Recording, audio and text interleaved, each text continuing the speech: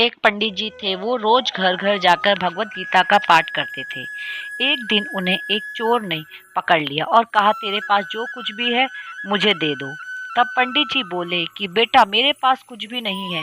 तुम एक काम करना, मैं यहीं पड़ोस के घर में जाकर भगवत गीता का पाठ करता हूँ। जो जजमान बहुत दानी लोग हैं, जब मैं कथा सुना रहा होऊंगा तब उनके घर जाकर चोरी कर लेना। चोर मान गया। अगले दिन जब पंडित जी कथा सुना रहे थे तब वो चोर भी वहां आ गया।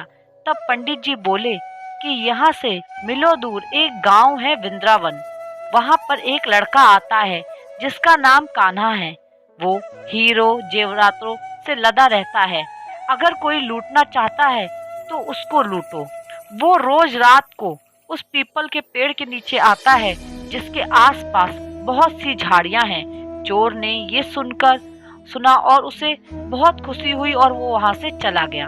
वो चोर अपने घर गया और अपनी बीवी से बोला, आज मैं एक कान्हा नाम के बच्चे को लूटने जा रहा हूँ। मुझे रास्ते में खाने के लिए कुछ बांध के दे दो। पत्नी ने कुछ सत्तू से दे दिया और कहा कि बस यही है जो कुछ भी है। चोर वहां से ये संकल्प लेकर चला कि अब तो उस कान्हा को लूट के ही आऊंगा। वो पैदल ही पैदल टूटी चप्पलों से वहां पर चल पड़ा। रास्ते में कान्हा का नाम लेते हुए वो अगले दिन शाम को वहां पहुंचा जो जगह उसे पंडित जी ने बताई थी। अब वहां पहुंचकर उसने सोचा कि अगर मैं यहीं सामने खड़ा हो गया तो बच्चा मुझे देखकर भाग जाएगा, तो मेरा यहाँ आना बेकार हो जाएगा। इसलिए उसने सोचा क्यों ना पास वाली झाड़ियों में ही छुप जाऊं। वो जैसे ही झाड़ियों में घुसा, झाड़ियों में कांटे उसे चुभने लगे। उस समय उसके मुंह से एक ही आवाज निकली, कान्हा कान्हा।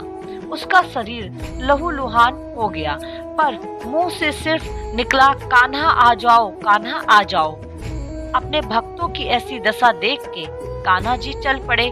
तभी रुक्मणी जी बोली कि प्रभु कहाँ जा रहे हो? वो आपको लूट लेगा। प्रभु बोले, कोई बात नहीं, अपने ऐसे भक्तों के लिए मैं लुट जाना क्या मर मिटने भी पसंद करूंगा। ठाकुर जी बच्चे के रूप में बनाकर वहां पर आधी रात आए।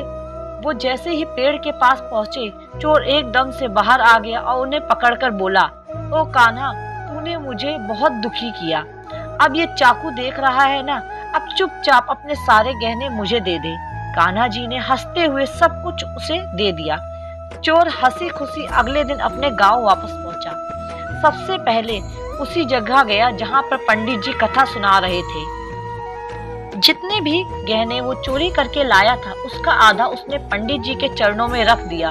जब पंडित जी ने पूछा ये क्या है, तब उसने कहा, आपने ही मुझे उस कान्हा का पता दिया था, मैं उसके लूट के आया हूँ उसको, ये आपका हिस्सा है। पंडित जी ने सुना तो यकीन ही नहीं हुआ। वो बोले, मैं इतने सालों से पंटाई कर रहा हूँ, वो मुझे आज तक नहीं मिला। तुझे जैसे पापी को कान्हा कहाँ से मिल गए?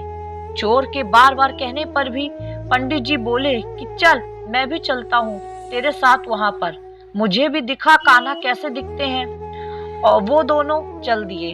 चोर ने पंडित जी को कहा, आओ मेरे साथ, यहाँ पे छुप जाओ। दोनों का शरीर लहूलुहान हो गया और मुंह से एक ही आवाज निकल रही थी, कान्हा आ जाओ, कान्हा आ जाओ। ठीक मध्य रात्रि बच्चे के रूप में कान्हा जी वहां पर फिर से आए। दोनों झाड़ियों से बाहर निकल आए।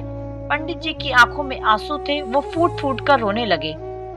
चोर के चरणों में गिर गए और बोले कि हम जिसे आज तक देखने के लिए तरस रहे थे, वो आज तक लोगों को लूटता आया है। तुमने उसे ही लूट लिया। तुम धन्य हो। आज तुम्हारी वजह से मुझे कान्हा जी के दर्शन हुए। तुम धन्य हो।